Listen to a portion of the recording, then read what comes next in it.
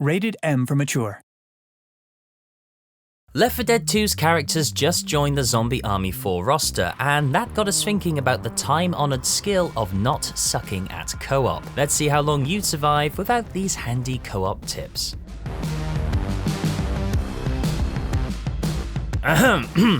Cooperation, the action or process of working together to the same end. Thank you, Oxford English Dictionary. Sounds lovely. No mention of zombies gnawing the flesh from your bones though.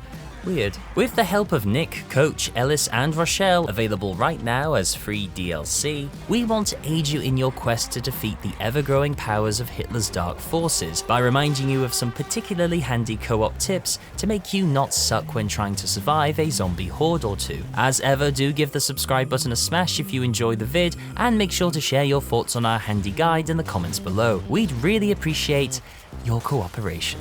Did you get it? Anyone? So, health's important, right? Stops you dying and that. Cool. We're all on the same page there then. There is more than one way to keep that meter looking healthy and filled up though, and for anyone who thinks chugging health packs the second there's daylight between the bar and its outline is any way to conduct yourself in co-op, well look, you're just wrong. Medkits are for emergency use. Reviving down teammates, using a second wind to clear a mob near you, things like that. For everyday health regen, set your perks up so that you gather health over time, from melee or anything but depending solely on these elusive medicinal treat bags. Your future teammates thank you. Ugh, how many times do I have to say it? Don't cross the streams. Oh, what's that? It's 1946 and therefore Ghostbusters hasn't been invented yet. Oh, okay, well, fair enough. When it comes trying to get from point A to point B, you need to be thinking about one thing: ammo conservation. And the best way to do this is to make sure you and your friends are not all firing at the same zombie grunts at the same time. Obviously, once a special rears its decomposing head, then by all means rain down hot lead on said special to eliminate them quickly. But if you want to maximize your chances of surviving in both campaign and horde mode, then direct your teammates to cover alternating areas as you move through the map. 2 people fighting for the free world. Grenades in each of their pockets, a big mob of zombies out in front of them. What happens? Yeah, this. Every time. Both people lob out a nade like they're playing an impromptu game of garden bowls. One of you gets the 20 kills, the other watches their grenade go off 2 seconds later and just dislodge the jam on the floor that their buddy just made. And most of the time, this is only a matter of embarrassment. But sometimes, like when a special turns up right after and now you need all the grenades in the world, well, it's worse. Hold on to your nades and call out to your team before you chuck. Easy fix. Grenade here! Phil? Phil? Oh, where is he? Honestly, I can't take him anywhere without him running off and oh, look, he's fallen down and needs my help. I've said it once and I'll say it again.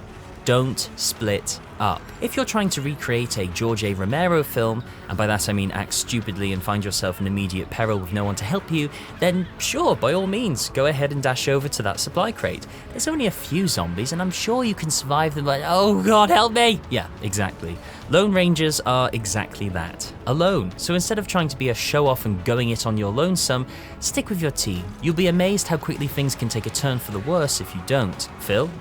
Wait, where's he going? Again? Oh, unbelievable. Some people are a bit shy, or they sat on their headset and now their mic doesn't work, or they're just not comfortable talking in online games. And all of those people are absolutely fine, except the headset sitters. But there's definitely a benefit to breaking the awkward silence and announcing some ammo when you come across it. No one's going to give you a hard time for that, I promise. And if they do, well, you just send them my way. You'd be surprised how persuasive a disembodied VO can be in conflict resolution. Anyway, everyone's going to need ammo, and sometimes some of those people will walk right past resupply crates. I've done it, you've done it, the headset sitters have definitely done it. So be a pal and call them out.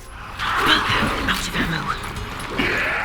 Nightmare mode is no joke, like, really. If you and your teammates are looking for a challenge, then take Nightmare mode seriously. We're talking gold tier perks, upgraded weapons, melee abilities, bucket hats. Okay, well that last one isn't essential, but without hard-won XP that turns your level 1 character into an eventual behemoth of power, you're not going to get very far. By taking the time to level up by playing the campaign, uncovering upgrade kits, and spending hours in Horde mode, you'll at least be somewhat ready to take the challenge that is Nightmare mode on.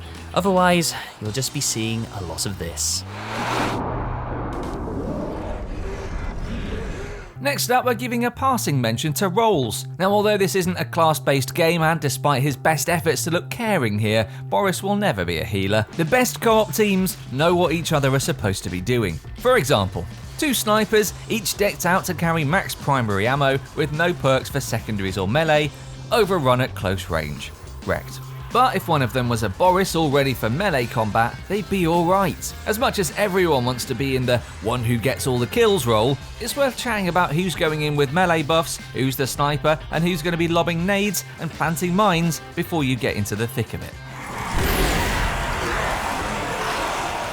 Yes, it's the bane of every leader. What do you do when no one listens to you and just wants to mess about? Well, in Zombie Army 4's case, the short answer is death, so that's that then. No, seriously, it is. Because if you don't complete your set objectives in any particular campaign mission, then you better get used to seeing a lot of these guys. Because the zombies will spawn in a sort of morbid infinity loop if you don't attempt to progress. There can be no room for faffing about here, because whilst you may be tempted to show off to your buddies and make a competition of who can achieve the highest score, watch out. It won't be long before 1, then 2, then all of your friends are injured and you'll be next, writhing on the floor and wishing you had picked up that damn fuel can.